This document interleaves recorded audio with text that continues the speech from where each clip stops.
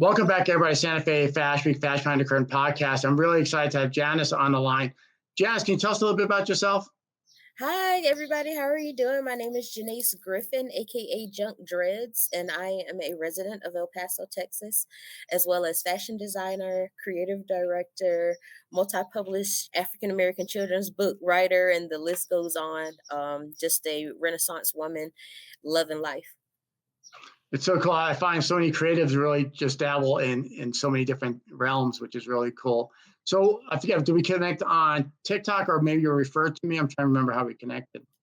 So on Instagram, the first person to tell me about this episode or this podcast was Miss Vanessa Montez of EPCC Fashion Lab, and Hmm. then I was told by one of the ladies that works for Arena PR, which is also a fashion icon out here that we follow and kind of figure out what the next trends are and things like that to keep us kind of connected with the bigger cities like Santa Fe and Las Cruces and stuff like that.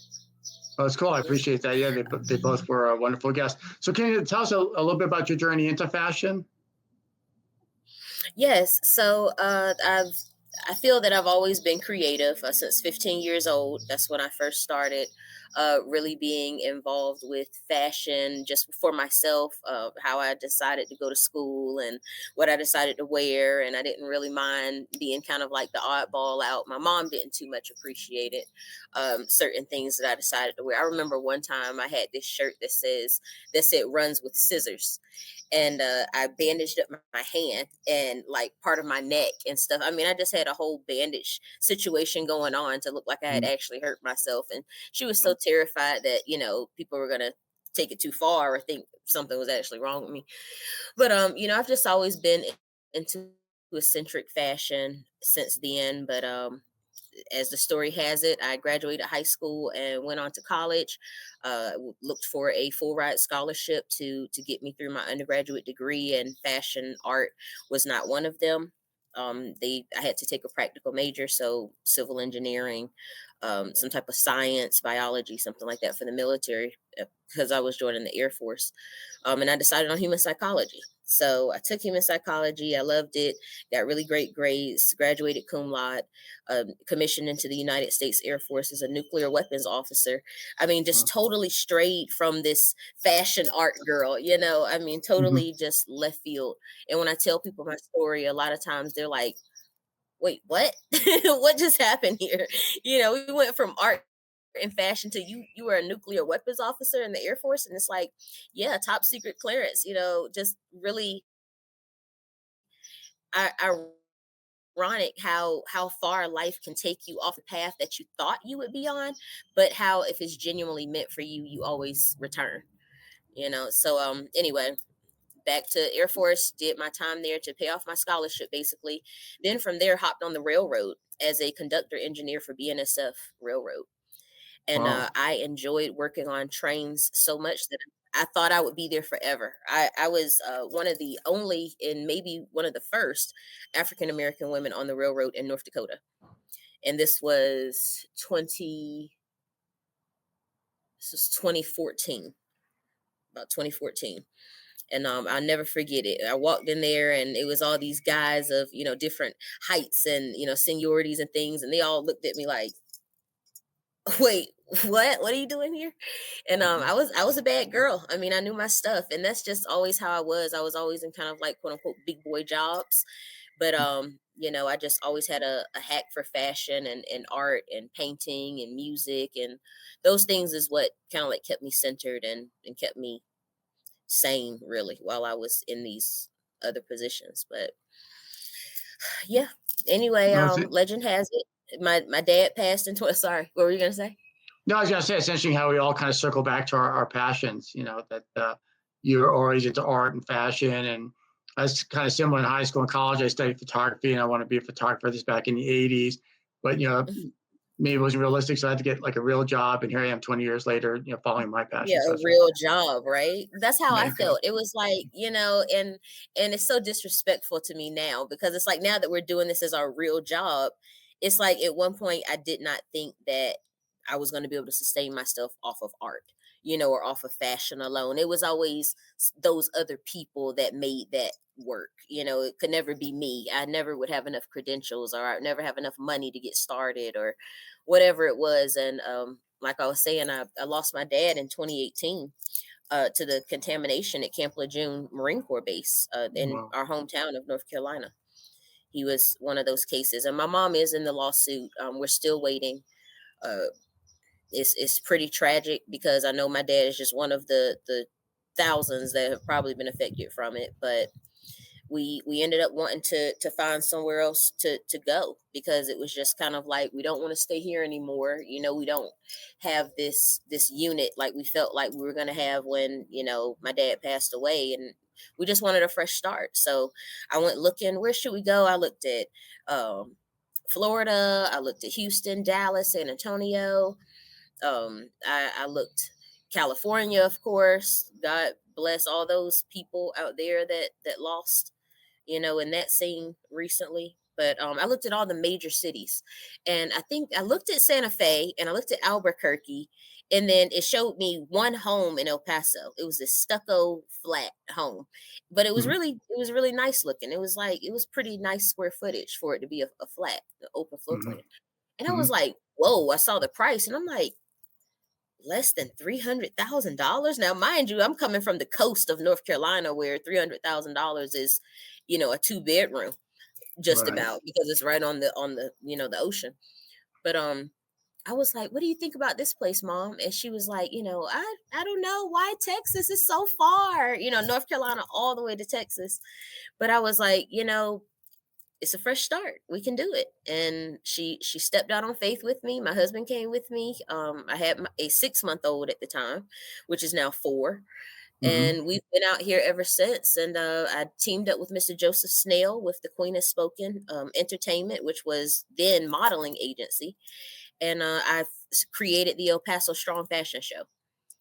And Well, and that's here in El Paso. We just celebrated our 3rd year with El Paso Strong Fashion Show, and it has all local creatives, like only local fashion designers, no boutiques, any level. You don't have to have had prior education, but what if you feel comfortable creating a line of clothing that you can stand behind and say this is your brand, you can be in the El Paso Strong.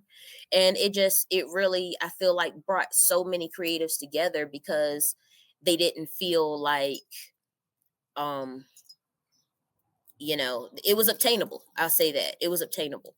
I think that's what the biggest part for us as creatives and dreamers is, or can be, is like someone making it obtainable. It's so hard to find that person. It's so hard to find that person that turns that key in our minds, that gives us that extra courage to do it. We all have that moment where we just went for it. Sorry, I'm outside. It's fly. no, you're fine. No, Yeah. it's really great. It's really great to have a community like that. So I know you have a big event. We talked about on the phone a little bit. Can you tell us about that coming up? A big event coming up. Yes. So October we will be having the Death by Denim 2, the Rebirth show. And that will be in collaboration with the Concordia Cemetery. Also, we are speaking with El Paso Ghost Stories as well as El Paso Paranormal, with hopes that they can assist us in some way, or best that they can. Mhm. With the stories, I would like to have the ghost stories in between designers. It's kind of like a buffer. You'll hear a ghost story in between each designer. For the paranormal, I'm hoping that they can uh, merely ensure that we're in safe Mhm. surroundings at all Right. times. I don't know how to really, it's so odd talking about this show, because it's like, don't get me wrong, I do feel crazy. I do. Mhm. Some people, they've already given me the inclination that this is totally out of the way and out of pocket, and like, why are you even doing this? And I do know that it's out of the way, but I feel that the with this show, it started with me wanting to showcase upcycled, recycled garments. But then it turned into more of like I guess, a life journey. You Mhm. know, I feel it's more of like a life journey experience now, because it's like, when you think about what scares you, it always usually has something to do with death. Whether it be you're afraid of the dark, why? Because something in there is going to kill you. Or if you're afraid of falling, why? Because you don't want to die.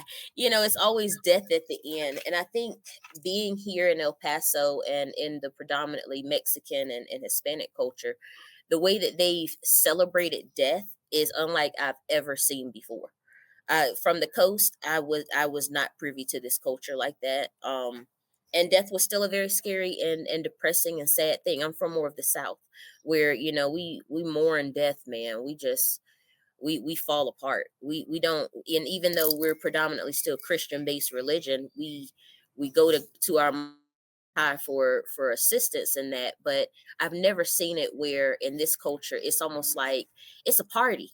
It's a festival. It's an ongoing celebration. It's a constant ceremony of your journey, and it's not forgotten. It's even celebrated in ancestors and continuous, I guess, storytelling, if you will. And I just think that's really beautiful. I love that. There was a Disney movie, I can't remember the name of it, but has like a Mexican culture to it, and it's about Dia de los Muertos in it. But it's really sad because it says "Remember Me." It's like a really sad song. With the rebirth, I would like it to focus more so on that path, that life journey. So as people are watching this show, I want them to be moved along from being born to childhood to adolescence to young adulthood to middle age to old age to death to being born again almost. I want them to feel that throughout this show. I want them to almost not so much feel death, but because of the environment, it brings that reality to the fact that we all will end up in this certain position, all of us. But it is not the end because you still have family, you still have your hobbies and your creatives and your passions and your goals and just your spiritual energy and yourself that carries on and continues and hopefully gives someone closure out there about that. Someone that has lost someone. I've lost my dad, and I still think about him, feel him, speak with him, deal with him all the time. Somebody may not. They may not have been able to find that pathway to that. I think it's very interesting. I think I'm just thinking as you're talking, like the marketing behind that, because when you first hear a fast show in the cemetery, and like you said, depending on what part of the country you're from, you're going to have your own thoughts about it. And I think you described very eloquently. I wonder how you get that messaging across, when you're talking to designers, and also I think designers are probably easier conversation because you have a one-on-one conversation with them when you're kind of pitching the idea, if you will. But then also the guests, because the guests that would attend the show would have maybe certain expectations, right? Like, what is this, what is the show all about? So have you given much thought about that? And this is your second year. So what was the response like the first time around? I'm guessing it was good because you're doing it again. Yes, it was actually surprisingly good. I did get a lot of weird looks. Everyone wanted to know, with it being in a funeral home, whether or not there were going to be bodies there. I assured them there would be no bodies. Mm-hmm. Also, we put a lot of thought into the music preferences that we utilize, not to be disrespectful. A lot of the garment choices are definitely being paid attention to for this particular venue for sure. Just making sure, so for this ceremony, even, or for this presentation, we're even having you were talking about marketing.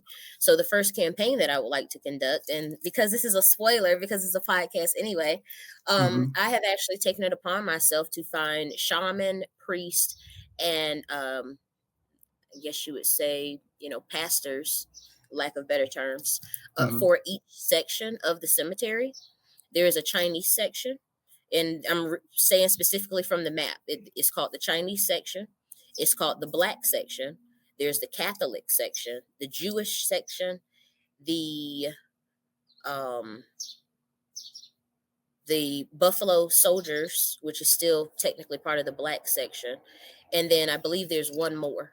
But I have found shamans that will go to each portion of this cemetery and bless it in their own particular spirituality or way, religion, Mhm. um, on for this campaign, just to showcase to my community that we are ensuring that we're going about this the right way. I'm not naive to the fact that there are still energies there, that there are still people that respect this place as a final resting place. And, you know, I have a lot of respect for the afterlife, and a lot of respect for the living as well. I would never wish to disrespect anyone, or like make it so much of a show that people don't think that I even understand what this place represents still. I don't want to my I don't want my vision to overshadow the purpose and the mission, and just the respect, so of the place. So yeah, we're gonna have each place blessed, showcase that we're giving offerings if offerings are due. I even found someone from the Chin tribe, from the Wu tribe of China, that is going to bless the Chinese section of this cemetery. Well, That's what I've done, just to make sure and hopefully, gain people's blessings, that I did go about this the right way. There won't be any ultra provocative clothing shown. There won't be any profane music. There won't be any blood and guts and things like that. It's going to be a very modest, humble, and respectful showcase of fashion in this scene and what I'm trying to portray. it makes sense. Now as you kind of explain it, it's almost like if that's right, we're a homage to the people that have passed. And so Yes, is this very going much. to be done like in the funeral home, or like outdoors, or like what does that look like? So this is going to be at the actual cemetery, at this segment called the Meditation Garden. Okay. So the cemetery stones will be in the background of this setting, but it's more of like a gravel paved segment. Probably about, say, about maybe 1,400 square feet worth of Okay. paved gravel. I'm thinking about 200 seats. So seating is pretty limited, but they all will be front row seating. So there won't be anyone behind you. And there will be lighting out there. There will be porta potties. There will be beverages. VIP seating will be the parking lot directly next to the meditation garden. Hmm. And then for general admission, it'll be parking around the exterior of the cemetery, because the only entrance will be through the Buffalo Soldier entrance to get straight to the the um the meditation garden. So you won't have to walk through the cemetery to get to where you need to be. Very nice. As a producer of fashion shows or fashion week, there's Santa Fe has an airport, and then they have private hangars and stuff like that. And I always did a show out there until I realized like there was really no place for bathrooms, and then hair and makeup. You need a lot of power, electricity, and space for that.